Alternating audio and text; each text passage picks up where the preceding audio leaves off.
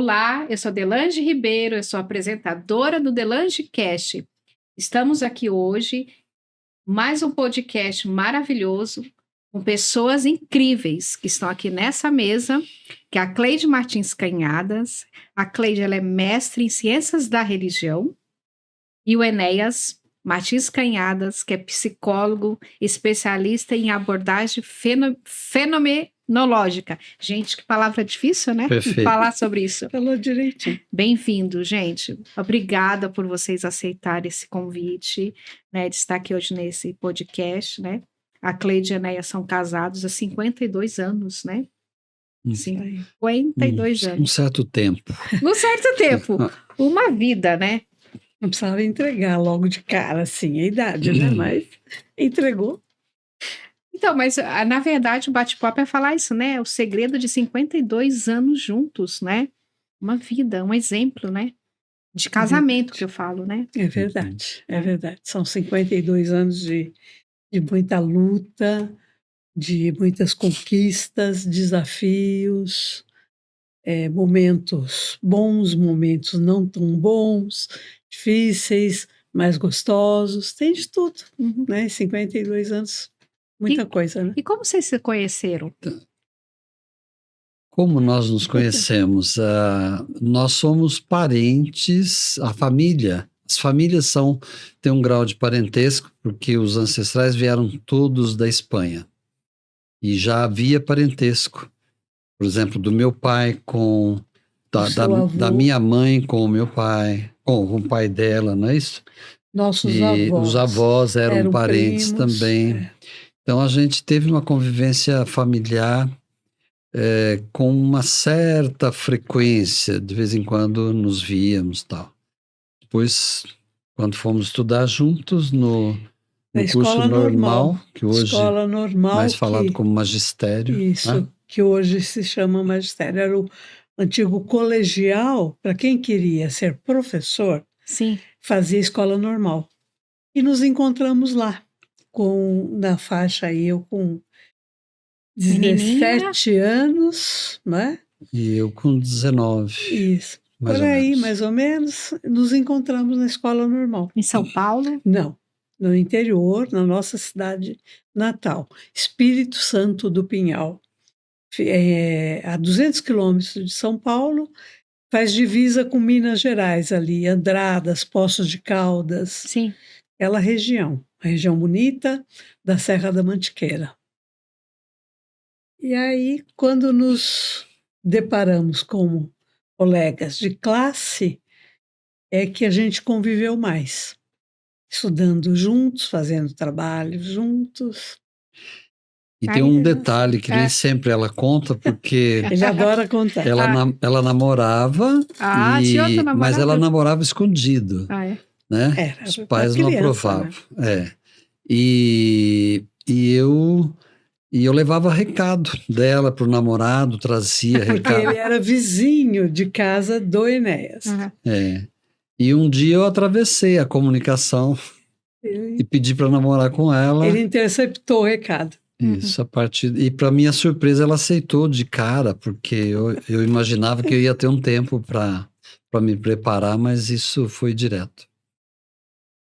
Então, daí por diante. Ele nunca me perdoou por eu ter aceito na hora, porque disse que ele quase caiu da escada. Não esperava que ela fosse aceitar logo. Não, eu esperava que fosse ter vou tempo. pensar, né? Deixa eu pensar. Não, mas eu falei, espera então, eu preciso conversar. Sim, mas ela disse, eu aceito assim de cara. E aí... Mas eu preciso falar com ele e... que já era um namoro desde os 14 anos de menina, né? E aí fiz direitinho, fui lá, falei para o outro, para depois nós começarmos. E foi a alegria dos meus pais, porque meu pai não aceitava aquele namoro, nem minha mãe, por isso eu namorava escondido. Porque o Enéas era conhecido como menino sério, menino de família, todos conhecidos, muito estudioso, muito inteligente. Então, aí meu pai ficou feliz da vida, minha mãe, né? Abraçaram a causa imediatamente. Então, houve paz na família. Fizemos a escola normal juntos, 3 anos na época, e depois viemos para São Paulo. Ele já queria, na época, já ir para psicologia. Eu não, eu vim para pedagogia mesmo, mas como psicologia era um curso integral, ele precisava trabalhar, também fizemos juntos pedagogia. 4 anos na PUC São Paulo, estudamos juntos de novo. Mas aí vocês já estavam casados? Não, aí nos casamos no final do primeiro semestre da faculdade. Eu morava na casa dos meus avós, ele morava em República, então era uma situação bem difícil. E aí, para facilitar as coisas, vamos casar. Casamos em julho de 72. Terminamos a faculdade, no segundo ano nasce o primeiro filho, depois nasce o segundo, e aí fomos construindo a vida, batalhando muito juntos, né? Eu como professora, ele ainda misturava um pouco, né? Trabalhava em RH, departamento pessoal. Depois ele foi fazer psicologia. A pedagogia me levou pro RH. Na época, recrutavam pedagogos ou estudantes para trabalhar em recrutamento e seleção. E ela foi, estando na PUC, já continuou lá, foi lecionar na PUC e depois ficou nos cargos administrativos. Fiquei na PUC por 45 anos. Sim. E, gente, nesses 52 anos de casamento, quais foram os maiores desafios que vocês tiveram? Tantas emoções. Assim, o primeiro, que eu acho que é o mais complicado para todos, que é a questão financeira, né?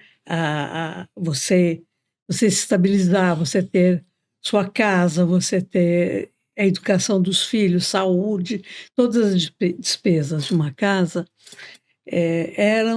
era bastante difícil. Eu tinha que trabalhar para pagar o aluguel nos primeiros anos. Depois a prestação, quando pudemos comprar uma casa em 20 anos pelo BNH. E ele tinha que ganhar para o sustento, manutenção. Né? Então era assim, tudo muito contadinho, tudo muito certinho. Esse é um grande desafio, não é diferente, né, de quem começa a vida aí como nós começamos. Depois, o segundo desafio é a educação dos filhos. E no nosso caso, eu digo que não foi tão difícil. Não sei o que você pensa, mas eu acho que nós tínhamos muita afinidade de princípios, né? De princípios educacionais, de família. Então, essa parte a gente combinava muito bem. E a gente não passou por questões do tipo, vamos ter filhos já, vamos ter depois, né? Muitos casais permanecem um bom tempo para resolver isso. A gente não tinha isso. Nós queríamos, né? Nós queríamos, os dois queriam, os dois tinham, como ela falou, os mesmos princípios, tínhamos uma certa afinidade religiosa também, que facilitava, as famílias eram conhecidas, enfim, eu acho que foi uma série de facilitadores, né? Os dois eram muito envolvidos com a educação, não só por causa da pedagogia, mas por concepção natural, assim, a gente tinha muita afinidade, e muita sintonia com questões educacionais. E os dois estudando, né? Os dois Sim. Trabalhando e estudando. Então, isso nos levou a trazer para morar com a gente a minha mãe, porque aquelas dificuldades de deixar os filhos, principalmente à noite, durante o dia, creche, né, escolinha, tudo bem, mas à noite não dava certo. Eu dava aula à noite, ele começou a fazer faculdade de psicologia à noite. Então, minha mãe veio morar com a gente. Esse foi um grande desafio. Foi um grande divisor aí de águas e de problemas, porque querendo ou não, tem interferência. Sim. Né? E eu, Assim, sou muito grata, né, ao esforço da minha mãe por nos ajudar, foi fenomenal, mas tem isso, não tínhamos a liberdade, muitas vezes, né, de decidir coisas, porque ela ficava um grande número de horas com as crianças, né. E isso causou alguns problemas entre nós, mas que a gente, né, tentava ir maneirando, conduzindo. Agora, acho O que 52 anos atrás, né? Eu penso que a gente não tinha. Bom, a gente tinha uma certa sintonia que ajudava muito, mas a gente estava muito imbuído de compor uma família e fazer essa família crescer e ser funcional, ser unida, né, e progredir na educação dos filhos. Então, tinha muita afinidade com essas coisas, né? Então, como diz o famoso sociólogo polonês, né, o Bauman, né, que eu gosto muito do que ele fala, né? Eu acho que nós pertencemos a um tempo onde a proposta de se viver junto, de estar casado, independente do regime e tal, é de se tornar parentes cada vez mais. Não porque nós tinha algum parentesco, mas é se tornar parentes para permanecer. E eu penso que hoje eu não vejo muito isso, né? Essa fluidez que tem nos relacionamentos, essa temporalidade que se casa ou se fica junto, contando que seja até por pouco tempo, né? O Bauman diz que as pessoas não têm tempo para se tornar parentes, né? São duas pessoas e a gente, eu acho que tinha isto natural, necessidade dos dois e também afinidades. Então, a proposta era se tornar parentes mesmo, isto é, uma coisa para toda a vida, embora o casamento tenha e tinha as suas essa chuvas e eu trovoadas e acho que tal, né? tinha essa conotação religiosa forte na nossa educação, não é? De que tinha que ser para sempre, que a gente tinha que superar, né, as questões para exemplo para os filhos, para manter harmonia, para manter equilíbrio na família e nos filhos. Então, assim, pouquíssimas vezes, né, houve uma discussão ou alguma coisa na frente da Uhum. família, né? Nossos problemas a gente discutia entre nós, aquilo que a gente divergia entre nós. Agora, tem uma questão que eu me lembro sempre de um amigo nosso, que ele celebrou com a gente os nossos 25 anos de casados. Então, ele falou uma coisa muito interessante. Ele disse assim: nos primeiros anos, Cleide tem que ser um pouco Enéas, e o Enéas tem que deixar de ser Enéas e ser um pouco Cleide. Quer dizer, você abre mão de muitas coisas para haver essa conjunção, né? Para vocês dois irem juntos, caminharem juntos. Mas, para que o casamento seja feliz, tem um determinado momento que vocês vão ter um voo solo. A Cleide tem que realizar os sonhos de Cleide e Enéas os sonhos de Enéas, né? E aí que mora o perigo, né? Se você consegue fazer esse voo, né, de vez em quando dando as mãos para um segurar o outro, né, sem soltar muito a mão do outro, mas de vez em quando soltando e voando, muito bem. Mas há momentos de turbulência, e esses momentos sempre acontecem. Não adianta dizer que não, certo? Acontece. E aconteceram muitos momentos de turbulência. O momento mais difícil, você perguntou os grandes desafios, para nós, eu acho que não há a menor dúvida que foi a doença do nosso filho, né? Doença do Alexandre, que com 20 anos, né, terminando a faculdade, ele tem um câncer fulminante em 9 meses. Ele morre, né? Essa foi, né, a Certeza, grande né? provação. Essa foi uma passagem bem difícil, bem Uhum. difícil. Mas Enfrentamos com a nossa fé, com a nossa, né, agarrando, né, um na mão do outro, um segurando, o outro caía, o outro levantava. Tinha o segundo filho, né, que tínhamos que dar sustentação para ele. Ele deu muito mais sustentação para nós do que até nós para ele nesse momento, por ser uma pessoa extremamente espiritualizada também, maduro, e, e nos ajudou. Mas passada essa turbulência, né, aí vem um período que a gente perde um pouco o rumo, perde um pouco as estrebeiras, né? E aí nós tivemos um momento de separação.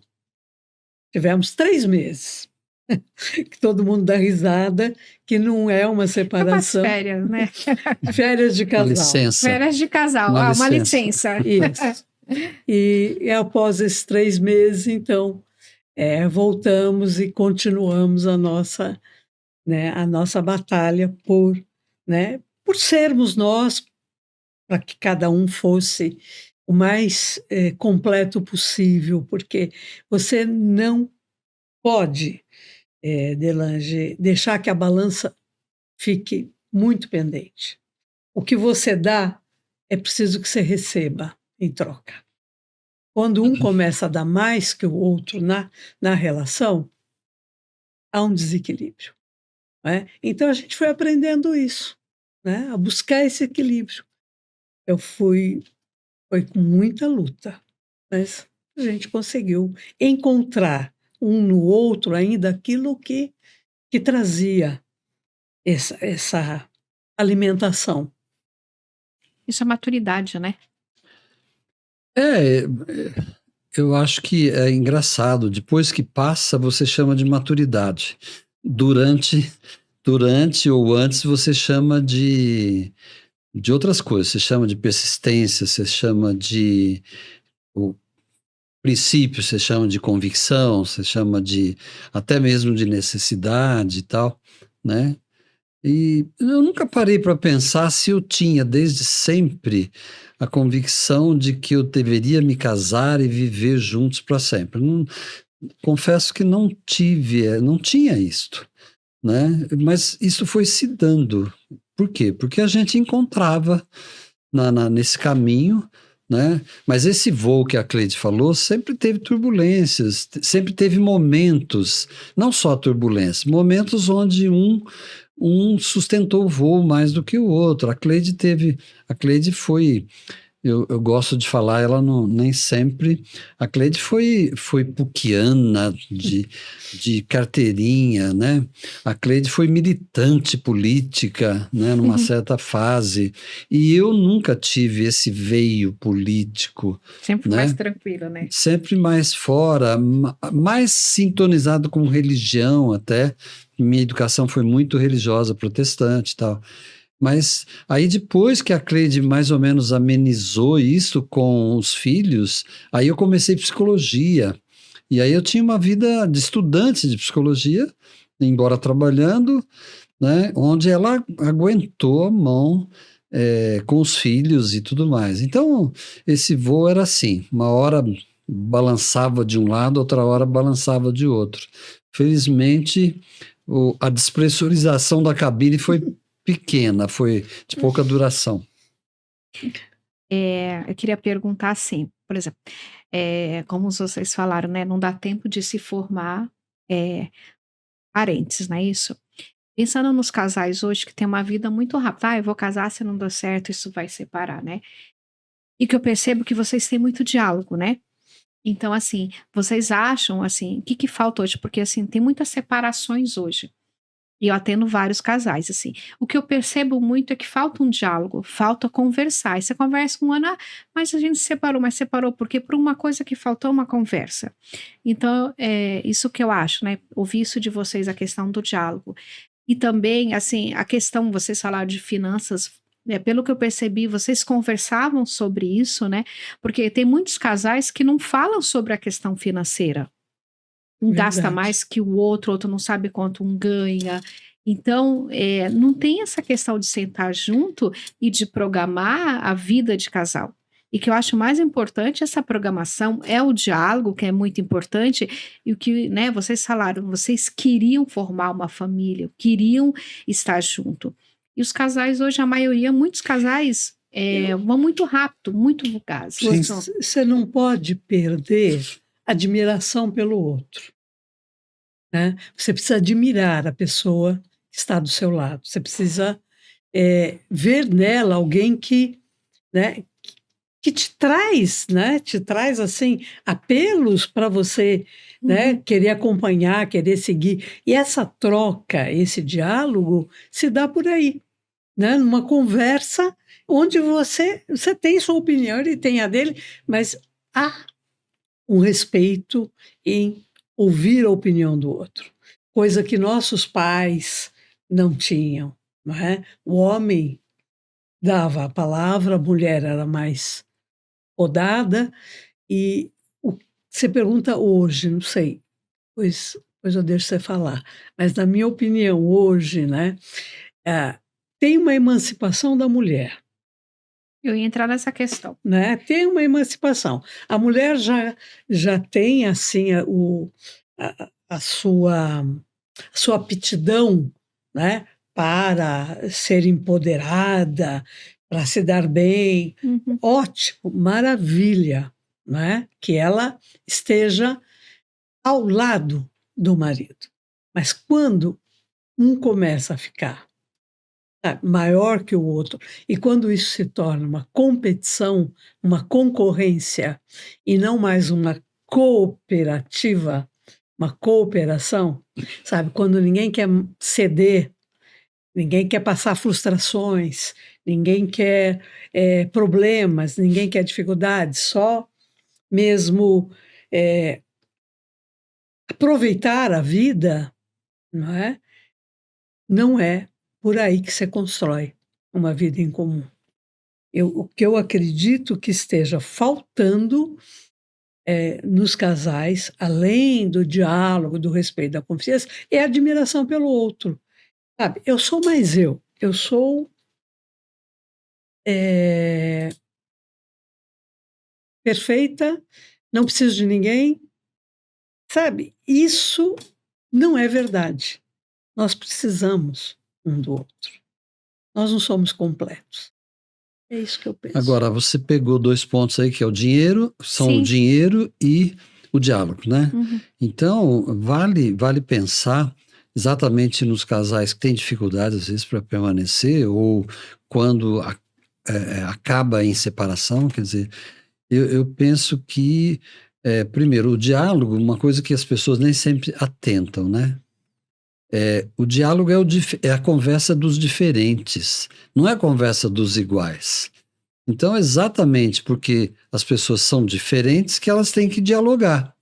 E isso não implica que o outro aceite forçadamente o diferente do outro, e o outro não aceite obrigatoriamente o diferente do um, né?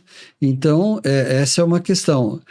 Como manter a convivência contando com o diálogo, que é a conversa dos diferentes. Claro que existem concessões, existem pontos que podem se encontrar ou se aproximar. E a outra coisa é o dinheiro, né? O dinheiro, eu costumo dizer que ele simboliza o que um dá para o outro, né? Então, hoje se fala muito da mulher e do homem trabalharem, compor orçamento e tal. Quando o dinheiro que entra simboliza outros valores que são ofertados nessa convivência, então o dinheiro significa o cuidado, o afeto, etc., por que nas separações discute-se tanto dinheiro? Por quê? Ele simboliza o que não foi dado de um para o outro, né? Então, não se deu durante a convivência, e quando há separação, começam as cobranças. Cobrança do que faltou conceder, né? Então, eu acho que o dinheiro simboliza muito isso, né? Ele simboliza, por isso, o afeto que se troca simboliza a atenção que se troca, né? Então, quando eu atendo casais hoje, por exemplo, uma coisa que eu observo como causa de solução, de dissolução, é exatamente isso. As pessoas não conseguem perceber que o dinheiro ou os problemas causados pela falta do dinheiro está significando também a carência e a ausência daquilo que se doa para a relação. Então, o dinheiro passa a ser uma medida, né? Um passa a ser credor do outro, o outro passa a ser devedor do um, e a contabilidade não fecha, né? Acho que eu vejo muito que esses pilares vão perdendo sentido durante a convivência, quando ela desgasta, né? E as pessoas começam a falar uma linguagem diferente, né? É curioso observar no casamento, ou na união, enfim, não importa, não precisa chamar casamento, mas as uniões que existem, o quanto as pessoas falam e não se entendem. Então, Comunicação. porque Comunicação. no fundo, são problemas de comunicação, mas não é um problema de comunicação simples.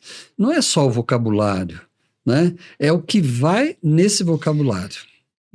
Você me lembrou, tem um estudo da Universidade de Harvard, é o estudo mais longevo que existe sobre a felicidade. É conhecido como estudo da felicidade. Acho que eu já li alguma coisa. Ele já tem mais de Tem até 80 uma disciplina anos. lá, né? Ele tem mais de 80 anos, Uhum. tá? Que começou e continua, ele não terminou. Quer dizer, né, ele começou com uma equipe, logicamente, lá atrás, uma equipe de pesquisadores, né, que foram passando os sujeitos da pesquisa e os entrevistadores, os pesquisadores, obviamente que foram mudando. Hoje, são até filhos e netos de quem começou lá atrás, né? Mas tem ainda quem completou 80 anos acompanhando essa pesquisa. E tem um capítulo inteiro dedicado à questão conjugal, da vida conjugal. É muito bom, é muito interessante. Como eu resumo o capítulo assim em duas questões básicas que eles colocam: empatia e afeto. Se houver empatia e afeto, você consegue levar um relacionamento ao bom termo. O que mantém as pessoas unidas, o que mantém as pessoas felizes, são os bons relacionamentos. O que é um bom relacionamento? Eu acho que dentro disso que o Enéas estava falando, né? Havendo essa troca, onde o dinheiro não vai ser moeda de troca. competição entre um casal, mas de colaboração, para a solução das questões práticas da vida, vai precisar de empatia. Vou ter que, num determinado momento, me colocar no seu lugar para ver aquilo que importa para você, né? E esperar que você faça o mesmo por mim, e com afeto. Se não houver, não tem como acontecer um relacionamento saudável, amoroso. E isso é uma constante. As pessoas mais consideradas, mais equilibradas, mais felizes ao final da vida, que chegaram a uma velhice agradável, sem ser um velho chato, ranzinza, reclamão, são as pessoas que mantiveram bons relacionamentos. Não quer dizer que tenha obrigatoriamente que ter sido o único companheiro a vida inteira, não. Houve casos, logicamente, de pessoas, né, que tiveram casamentos longevos, mas que também se interromperam, ou por morte de um ou outro, ou por separações, mas que a base, a sustentação, foram esses pilares: empatia e afeto. Lindo isso. Maturidade, né? Casal ter tudo isso. Maturidade que a maioria não que tem. não tira diploma. Sim. Ela vai Você só se aprende acontecendo. com a vida. Ela não tira diploma porque não chega ao fim desse curso, né? E morremos com algumas imaturidades, né? Me parece. Quais conselhos vocês dariam, né, para os casais hoje, né, que recém-casados, que estão pensando em casar, que estão com dificuldade no casamento, né? Que vocês são exemplo, né? Conquistaram a maturidade, isso é verdade. O que vocês falariam para eles? Bem resumido. Difícil, né? Conselho Hum. não se dá, né? Mas, assim, eu acho que tudo isso que nós estamos falando, né? O autoconhecimento, você se conhecer, né? Te leva a não julgar responsabilidade sobre o outro, Uhum, daquilo que você fez ou uhum, deixou de fazer, uhum, aquele jogo, né? De isso é culpa tua. uhum, Precisa ter um uhum, autoconhecimento. Eu preciso saber onde eu falhei, as coisas que eu deixei de fazer. Eu preciso ter humildade, né, de conversar com o outro, pedir desculpas, né, reconhecer meus erros. E quando a gente fala em afeto, é base para qualquer relação, não só para um casamento. Se você não tiver afeto pelo outro, não adianta, pode parar, né? Se você quer viver com o outro por outras razões, é porque ele tem os olhos azuis, é porque ele é loiro, é porque é moreno, é porque é isto ou aquilo, por coisas supérfluas, não vai ser, não vai dar, não vai ser seu par, né? É preciso que me complemente e eu preciso complementá-lo. Eu acho que é isso. Você precisa passar, né, por uma peneira essas questões. A Cleide é solene, né? Quando ela fala disso. Lindo. Eu acho que eu sou mais irreverente um pouco. Eu sempre brinco, e brinco falando sério, né? Que a paixão é romântica, mas o amor é realista. O amor não é romântico. Uhum, O amor tem momentos de romantismo, mas ele não é, né? A paixão, sim, mas a paixão é um ciclo. Então, quando se conhece, quando se entusiasma, os jovens, né, com a explosão dos hormônios, tem paixão, né? É próprio do jovem, é próprio do adolescente a paixão. Só que a paixão é perfeita. O problema é esse, a paixão é perfeita, né? Então, e outra grande diferença, a paixão não tem boleto para pagar.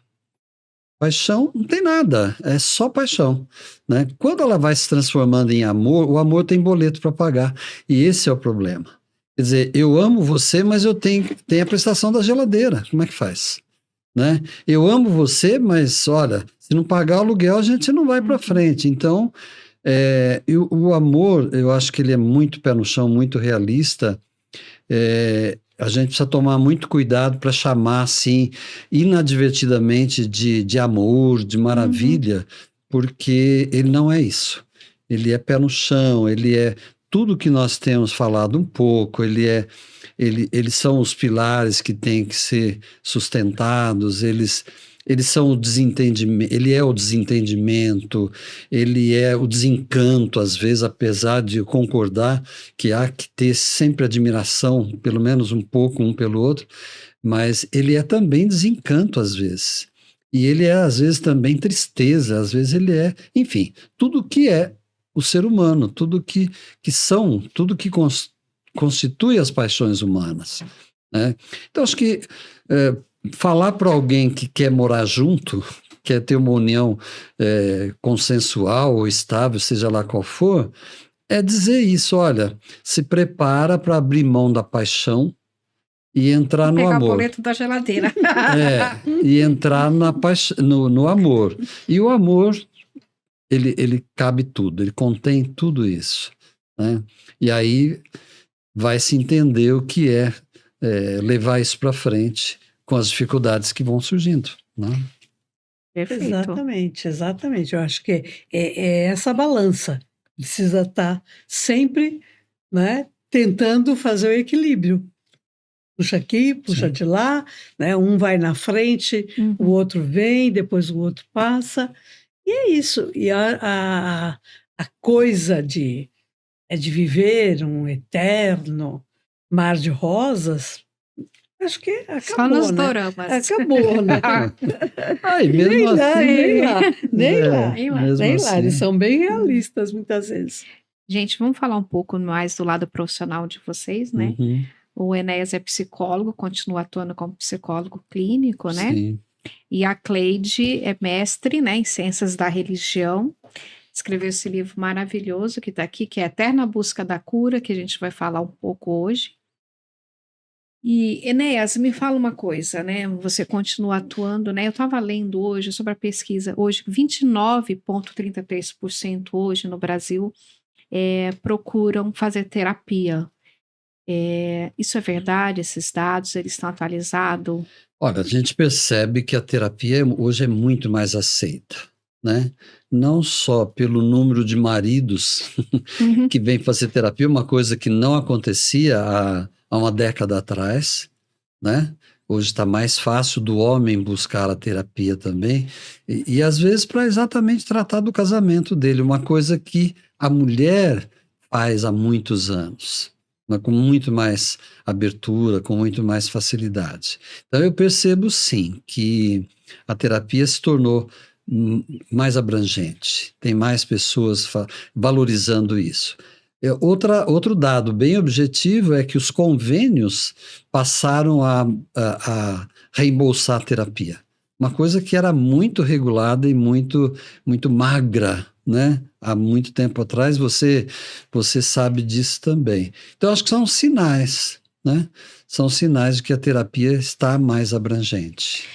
E também eu estava lendo assim que as pessoas têm procurado, as maiores queixas é ansiedade, depressão, é o que tem mais aumentado nas terapias. É verdade A isso? depressão é chamado já da doença do século, né? Porque realmente a depressão está cada vez mais crescente, né?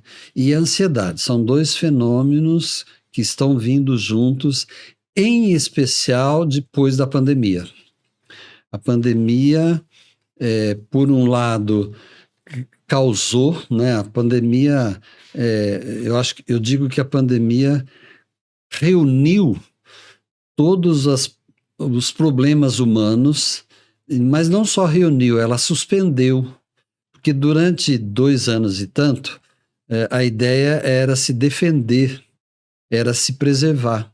Então parecia que estava todo mundo feliz nas suas cabanas, né?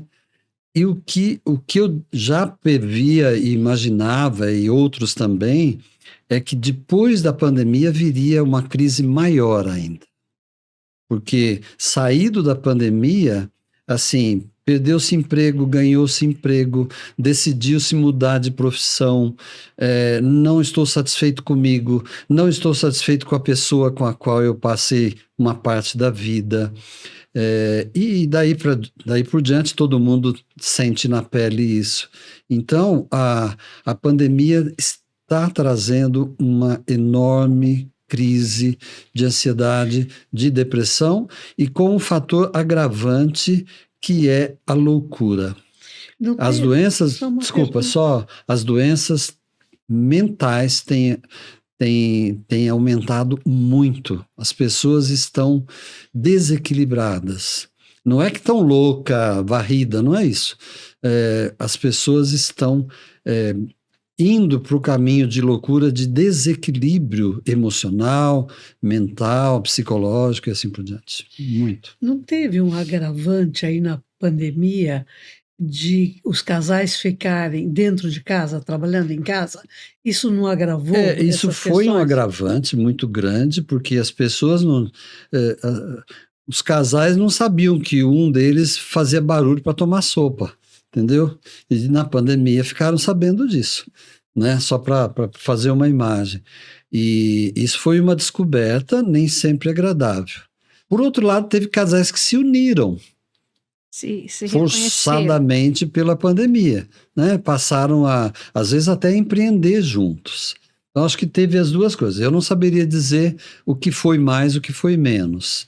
Mas, sem dúvida, essa convivência 24 horas por dia, junto com os filhos, porque esse foi um outro fator também, ou ajudou certas famílias a se consolidarem, como também ajudou certas famílias a se desfazerem, se esfacelarem. Mas, Enéas, mas o que você acha que essa loucura toda das pessoas agora?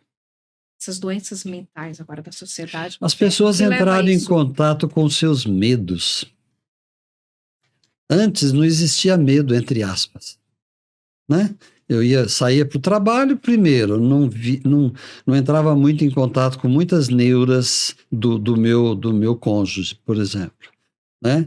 O trabalho distrai, o trabalho tem a hora do cafezinho, a hora da água, a hora do almoçar junto, etc., né? As pessoas, então, com essa vivência da pandemia, elas conheceram os seus próprios medos e o medo dos outros, né? Acho que esse é um dos fatores. As pessoas ficaram sabendo que tinham medo, que eram medrosas, né? E por uma característica especial, a pandemia trouxe a noção da morte iminente de todos. Ninguém sabia como se defender da morte. E acabou aquela ideia de que você vai morrer, eu não. Entendeu? Acabou essa ideia. Todos vamos morrer. Todos podemos morrer. Então, o medo saltou, né? Mas tudo bem. Enquanto se ficou trancado em casa, o medo foi amenizando. Bom, primeiro mês eu não morri. Segundo mês nós não morremos. Terceiro, né? Foi indo. Quando saímos a campo outra vez, quando saímos para o mundo, a gente levou esses medos, né? Por quê? Agora é o medo do futuro. Acho que eu resumo um pouco assim. E o outro fator, eu acho que é a guerra ao vivo. A guerra ao vivo trouxe... Não importa que nós estejamos aqui e o outro está lá na Ucrânia. Importa que quando ele chora, quando ele sofre a perda de um ente querido, eu choro aqui também. Porque eu vejo ao vivo isso. Então, esse terror ao vivo, eu acho que está contribuindo muito para a vulgarização da vida, como eu diria, para a limitação da vida, para essa fugacidade da vida. Todos nós estamos muito em contato com a extinção da vida, né? Então, eu penso que esses são fatores muito determinantes desse desequilíbrio mental.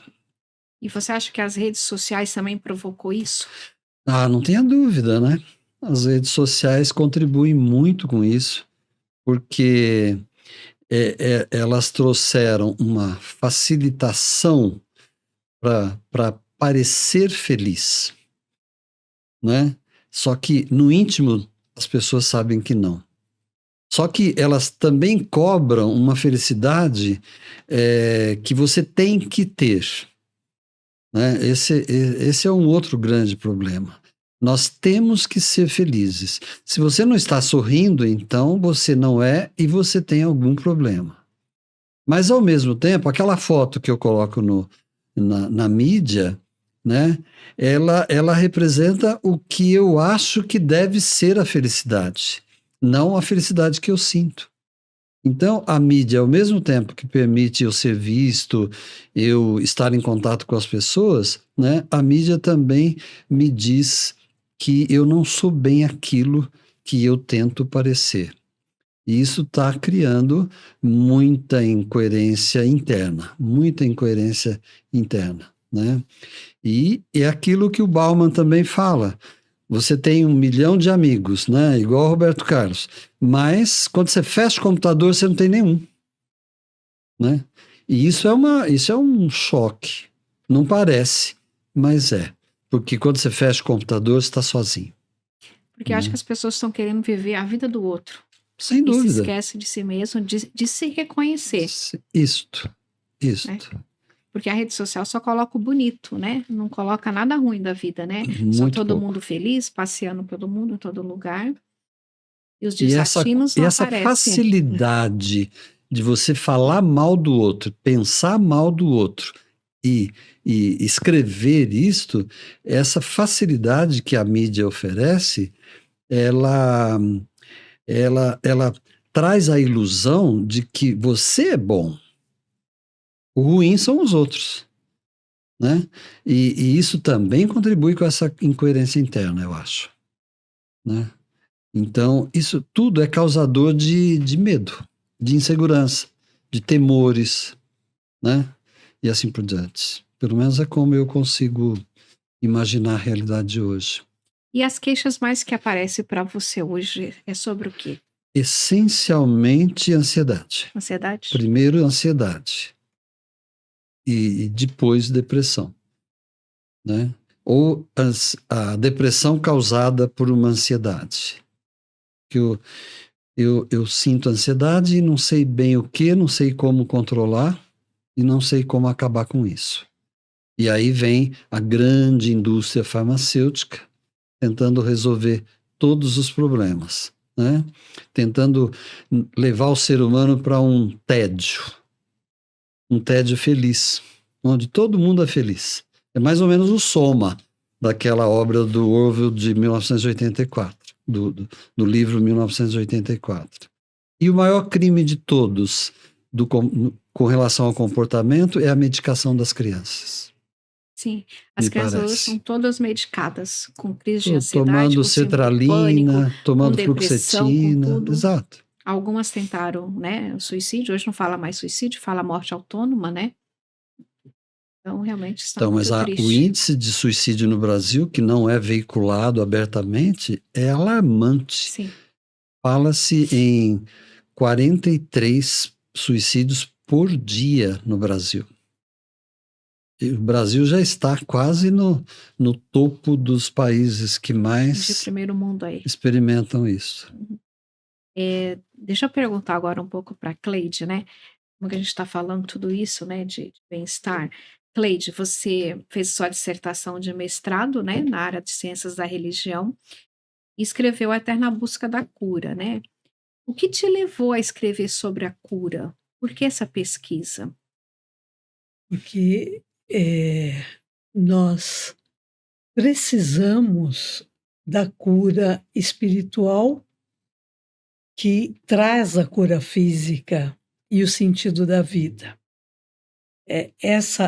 Tudo isso que o Enéas está relatando, né, eu encontro, né, muita ressonância com essa questão da falta de sentido, da falta de religiosidade, espiritualidade, seja qual for. Verdade. Não é uma única religião, né, que é dona da verdade. Eu falo em espiritualidade, muito mais do que religiões, porque religião tem uma conotação de seita, né, de um único caminho Sim, e que nos divide, enquanto nós precisamos de algo que nos une. E o que nos une é o sentido da vida, é uma vida com sentido, com significado. E eu creio que falta demais para as pessoas hoje. Não há mais educação religiosa no sentido que havia antigamente, que, por pior que fosse, trazia alguma esperança. O que me levou a estudar? Eu sempre amei estudar religiões, desde pequena. Meu pai era de família protestante, dos espanhóis, minha mãe católica, e eu frequentava as duas igrejas, a católica e a protestante. Depois que vim para a PUC, para São Paulo, aí me tornei marxista, trotskista, ateísta e tudo quanto é ista, né? Porque juventude, política e tudo aquilo que preenchia a vida da gente, né? Até ter os filhos. Quando chegam os filhos, aí volta não a vou ser mais questão. marxista. Não. Aí acaba tudo, aí procura a benzedeira para curar, né, a lombriga, porque o filho não consegue dormir de noite, porque ele tem medo, porque tem pesadelo, aí você começa a apelar, né? E quando eu estava para me decidir que tipo de mestrado, de pós-graduação que eu queria fazer, eu me deparei, estava iniciando o curso de Ciências da Religião na PUC São Paulo. Então foi lá que eu encontrei a abertura para estudar religião no sentido que eu queria, que é qual o significado ela traz para a vida das pessoas, as religiões, né?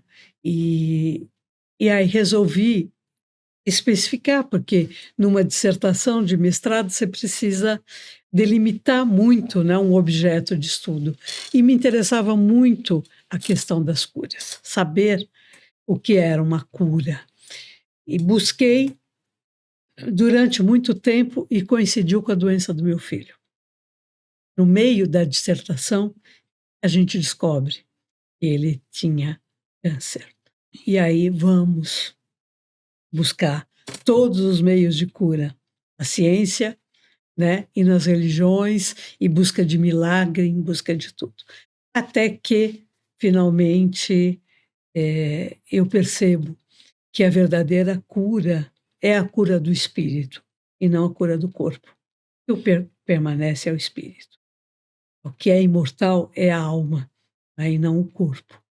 E quando você consegue ter essa compreensão, aí você reduz os níveis de ansiedade, você melhora seus níveis de imunidade, e você combate melhor as doenças. Quando você tem uma imunidade boa, quando você consegue fazer seu organismo reagir, né? Então eu fui encontrando isso nas entrevistas, nas pesquisas que fui fazendo e achei muita coerência com as mensagens. E você visitou outras religiões para fazer essa Sim, pesquisa? visitei E e o que você coloco encontrou de comum? de comum a fé. Você tendo uma fé, sabe, em algo que está para além desse corpo físico, você tendo algo que te mostra, olha, seu filho não vai ficar ali apodrecendo no meio de vermes. Aquele filho que você tratou com tanto carinho, que você cuidou, que, né, que você não deixava fazer assadura, você não vai deixar ele lá, né? Porque ele vai sobreviver a tudo isso, ele vai aprender. E eu encontrei isso, vejo que todas as religiões sérias, todas as religiões verdadeiras, trazem essa esperança para o povo, trazem a cura do espírito. Então você está falando que a cura tem que ser pelo espírito. Cura do espírito. Muitas vezes você não cura o seu corpo, mas você cura seu espírito. Curando seu espírito, a sua mente, a sua vontade é outra. Você vê sentido até no sofrimento. Encontra explicações para ele. E o que essa pesquisa te trouxe? Me renovou a fé. Me trouxe muito mais convicções do que e porquê, do que e porquê e para que viver. Perfeito. O Enéas, a Cleide falou, né, da pesquisa dela, de fé, tudo, né? Como que a psicologia, né, enxerga isso, a questão da fé, da cura, ela considera isso? Então, a minha experiência diz que a psicologia, com exceção de uma ou outra abordagem que concebe uma dimensão extrafísica, né, a psicologia convencional, tradicional, ela não mexe com esse lado. Ela procura sempre trabalhar com a somatização, né? Então, por exemplo, uma pessoa que tenha por exemplo, tenha sintomas de muito nervosismo, enrijecimento muscular, que parece que entra num transe, por exemplo, né? A psicologia convencional, terapia convencional, procura encarar isso como doença nervosa, como crise de ansiedade, crise de angústia, que são nomes, né, pertinentes para o fenômeno, mas não exatamente para uma aceitação de que algo estranho está acontecendo, né? Está acontecendo com aquela pessoa. Fica-se muito mais no campo racional, no campo intelectual, né? No campo do comportamento, no campo das atitudes, na incoerência entre atitudes e comportamentos, e muitas vezes nomeação de alguns fenômenos, né? Aí cada abordagem vai buscar alguma fundamentação. Se você concebe alguém que trabalha numa linha psicanalítica, vai seguir um caminho. Uma linha fenomenológica vai seguir outro. Uma linha comportamental vai a junguiana vai trabalhar num outro caminho e assim por diante. Os junguianos concebem uma dimensão, eles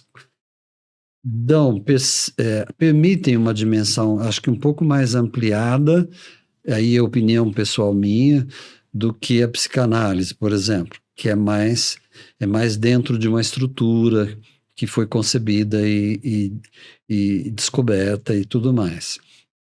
Os junguianos vão, por exemplo, para a interpretação dos sonhos, sim, que é uma ampliação bem grande. A comportamental, né, trabalha num caminho de educar certas experiências que são difíceis, com a qual a pessoa tem a dificuldade, e procurar trazê-la para um eixo e assim por diante, né? Eu acho que, de um modo geral, os terapeutas não trabalham muito. Quando eu falo os terapeutas, estou falando da terapia mais convencional. Não levam muito em conta certos fenômenos, né, que não são necessariamente espirituais, como se chama, né? São fenômenos, às vezes, com expressões físicas, mas que vêm lá de dentro, né? Que vem lá de dentro do comportamento, do temperamento, da personalidade e assim por diante. Outra coisa, né? A personalidade é uma espécie de roteiro de vida. Você segue mais ou menos um modo de ser seu, conforme aquilo que você percebe, né? Mas você é muito mais do que a sua personalidade, né? O que eu percebo é isso. Agora, hoje existem o terapeuta evangélico, o terapeuta espírita, o terapeuta de outras abordagens, né? Não há o que questionar, que dizer que isso é mais ou menos alguma coisa. Mas, por outro lado, é preciso muito cuidado, porque o cliente ou paciente, como se chama, ele é um todo. O mesmo paciente que tem medo de escuro, ele também tem uma religião, ou ele tem uma crença, né? Eu faço sempre questão de abrir para que o cliente fale disso também, né? Olha, e aí, qual a tua... além de tudo isso que você está falando, além da história do teu pai, da tua mãe, além de tudo, no que você acredita? Ah, eu acredito no universo. Ok, mas se ele tem ou não uma ligação? A ideia é se nós vamos trabalhar só com a intelectualidade, né? Ou se nós vamos trabalhar também com uma concepção de crença dele, né? E aí o que a gente descobre é que todo mundo tem crenças. Ah, eu não acredito em nada, mas ela acredita. Mas a minha mãe sempre me levou na benzedeira e não sei o quê. Então, eu acho que nós somos sempre um todo. Depende de como o cliente permite ele mesmo acessar isso, como parte da vida dele. Se ele quer deixar do lado, ou ele não quer falar disso, você não pode sacar isso do cliente, né? Enéas, eu sei que é muito individual isso, mas pessoas, elas têm se curado na terapia, ela tem melhorado, que eu já até encontrei uma amiga, ela falou assim, ai, meu terapeuta me deu alta, né, depois de um bom tempo, né? As pessoas se sentem melhor no processo terapêutico. Elas ou diminuem a ansiedade, ou compreendem melhor o que acontece com elas, ou passam a compreender, às vezes, o outro, né?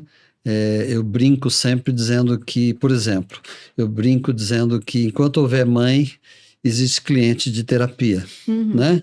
Porque as mães são sempre levadas no consultório com problemas, É, né? Seja lá por que direção for, né? Então as pessoas melhoram na convivência, né? As pessoas conhecem um pouco mais a sua própria agressividade, por exemplo, para citar só alguns exemplos. Eu, pessoalmente, acho que terapia não tem alta. uhum. Embora você tenha o cliente que diz, olha, eu acho que eu estou bem atualmente, não sei muito mais o que falar, então eu acho que eu posso dar um tempo. Tá, pode. Você acha que todo mundo devia fazer terapia? Se possível, sim. Porque é o trabalho do autoconhecimento. A terapia sempre traz um caminho, sabe? Ela sempre traz um modo de você acessar a você mesmo, né? Então, o ideal seria que todo mundo, ou quase todo mundo, fizesse terapia, né? Eu penso que nós conheceríamos um pouco mais a nós mesmos no convívio com o outro, porque a gente fala muito do outro e isso acaba sendo um jeito de eu ficar de fora da roda, entendeu? Então, eu acho que se fosse possível, sim. Não sei se temos que chegar a isso, mas quanto mais pessoas se conhecerem um pouco melhor, melhor será para todo mundo, eu acho. Entendi, é porque a gente sabe que a terapia hoje tem um valor, claro, que é justo, né, do profissional. E hoje muitas pessoas não podem, né, pagar uma terapia. Claro, tem algumas clínicas, né, que tem os trabalhos sociais que atende, né, para aquela pessoa, né, que não tem nenhuma condição financeira mesmo, não consegue um atendimento, o que que você orienta que ela deva fazer? Bom, as faculdades costumam ter um trabalho na clínica que atende gratuitamente. Existem os grupos também os grupos de reflexão, de Uhum, pensamento que acolhem pessoas que ou têm poucas condições de pagar ou às vezes não pagam nada, né? Tem muitos trabalhos, muitos grupos, muitas entidades, muitas associações que permitem a terapia, enfim, o tratamento uhum, psicológico se estender bastante, né? Como eu disse no início, os convênios sim, estão bancando bem mais do que há tempos atrás, né? E eu acho que muito está na mão do profissional. O profissional pode ter, primeiro, uma flexibilidade nos seus preços, no preço da sua hora. E segundo, ele pode muito bem ter uma reserva, entre aspas, de pessoas que não podem pagar o preço inteiro, uhum. né? É, ou pessoas que só podem pagar um preço simbólico, enfim, mas isso depende muito dos profissionais, Entendi. né? Tem que reservar para isso. A gente está nos minutos finais e você trouxe o seu livro. Você quer falar um pouco do seu livro? Sarandi, Sarandi, na ciranda da vida, né, Esse as livro, ele canhadas. foi escrito numa época para um concurso literário Uhum, espírita, né? Que procurava, enfim, valorizar um pouco a literatura valorizar a literatura espírita.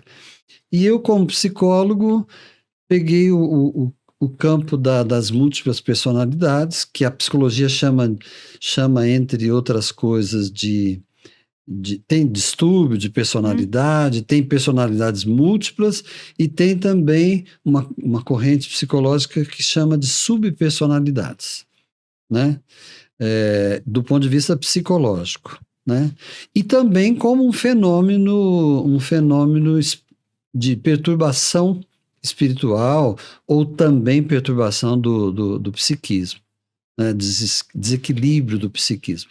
Então, o livro contou uma história de uma pessoa que tem esse problema. Na literatura psicológica existem casos muito famosos, né? As Duas Faces de Eva é um filme muito famoso. As personalidades de Rose, acho que é Rose, parece que chama o filme, né? E tem também o Gibbs. Não, Carol Estranha, não. Não, ela tem um problema bem mais ligado ao religioso, né? Trauma da mãe e tal. E tem o Gibbs, que é um dos mais famosos, que é real, é uma história real de uma menina, uma moça, que tinha 16 personalidades diferentes, né? É um fenômeno psíquico explicado, inclusive, pela psicologia, né? E há quem também explique pela questão espiritual, pela condição espiritual, né? E a condição espiritual está presente, né? Está presente, por exemplo, na Bíblia, né? Como fenômeno espiritual ou demoníaco, enfim, né? Que a psicologia não interpreta como demoníaco, mas interpreta como distúrbio e como espiritual. Então, o livro aborda um caso, uma historinha, uma história dessa situação, dessa problemática, né? Quanto assunto, não dá para um podcast, dá para vários podcasts, né? Para vários podcasts. E a gente fala muito também. Eu pessoalmente, cigarro falar, eu sou um problema. Mas nada programado dá certo, né? Você viu, foi, né? Fluiu. A Delange fez um roteiro, né, Delange? Eu montei um roteiro, mas saiu tudo do roteiro. E aí mas foi nossa, mas é isso caminho, mesmo. Né? Gostoso, é um assunto muito rico. Estamos falando de nós, né? Das relações. Sim. É riquíssimo. E o importante é que as pessoas busquem a cura, né? A cura física, a cura espiritual, né? Isso que é o importante, né? Para que elas possam estar melhor, curar suas dores, tudo. Entender isso e buscarem a terapia. Sim. Sem dúvida. Buscarem a terapia, buscarem todos os meios que levem a um autoconhecimento maior e melhor. Sim. Né? Eu costumo perguntar para clientes às vezes, escuta, onde você se sente bem? Eu me sinto bem na igreja que meu namorado vai. Ou eu me sinto bem na missa. Ou eu me sinto bem no centro espírita. Eu sou isto ou aquilo. Eu falei, então, vá. Eu me lembro de uma cliente que ela falou assim, eu tenho um problema, porque eu sou espírita, mas meu namorado é católico. Eu falei, onde você se sente melhor? Ela disse, na missa com o meu namorado. Eu falei, então vá na missa. Isso é ótimo. Né? Coisas assim que eu penso que onde você puder encontrar o autoconhecimento, vá em busca disso. Inclusive nos estudos, na filosofia, assista lives, palestras que tratam... Tem muita coisa boa Tem muita coisa boa. Hoje com a mídia, com o YouTube, por exemplo, tem muita coisa... Como é que é o nosso canal? Isso é uma coisa boa, tem muito conteúdo que te leva ao autoconhecimento, né? Então é isso, é buscar. Obrigada, Cleide. Imagina, foi um prazer, Delange, foi muito bom. Fica para outro podcast para a gente falar mais sobre o seu livro, sobre a sua pesquisa. Está ótimo. Enéas, obrigada pela sua contribuição, teu convite foi tudo. Um privilégio é privilégio mesmo, foi um presente que você está dando para a gente de poder falar dessas coisas. E quanta contribuição, né? Quanto conhecimento vocês têm, né? Principalmente para os casais, de tudo. Como é importante isso, né? Tomara que seja. Tomara que possa servir aí de sugestão para as pessoas. Obrigada, gente. Eu vou pedir para vocês encerrar o podcast, pedindo para o pessoal de casa se inscrever no canal, apertar o sininho e comentar. Olhem para a câmera de vocês. Isso aí, veja lá que já tem coisas muito interessantes que Delange já postou, e então vamos curtir, comentar, compartilhar tudo que tem direito. Olha, eu não sabia que horas ia acontecer isso comigo, mas olha, gente, como dizem, aperta o sininho, dá o seu like, se inscreva no canal, porque isso é muito importante, e se puder, faz os comentários, né, Adelanche? Isso, faz os comentários. Comente, porque é muito são feedbacks importantes, Isso. né? Para quem faz o canal e para quem fala no canal. Isso né? aí. Se inscreva no canal, compartilhe com as pessoas, né? E como Isso a Inês aí. falou, dê o feedback. Toda terça-feira, às 7 horas, temos um podcast novo no nosso canal. Muito obrigada. Tudo bem. Obrigada, Boa gente. noite. Obrigado você. Ai, gente.